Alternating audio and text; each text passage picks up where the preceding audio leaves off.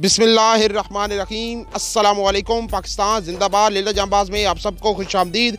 अल्हम्दुलिल्लाह आज help trust register के ज़ेर एहतमाम बरोज़ जुम्मतुल मुबारक को THQ अस्पताल पिंड दादा खान में मरीज़ों और तीमारदारों में हफ्तावार खाने की तकसीम की गई है, जिसका अतिया दिया है। मेरे साथ मौजूद हैं बाकर अली भाई, इनके वालिद मोहतरम ने कुवैत से बरकत अली मुराद साहब के साले सवाब के लिए अल्लाह ताला उनके वालिदैन की कामिल बख्शिश अता फरमाए, उनकी कब्र को तहद नज़र वसी फरमाए, इनके घर में बरकतें रहमतें अता फरमाए, परेशानी मुसीबतें बीमारियाँ तमाम ख़त्म अता फरमाए।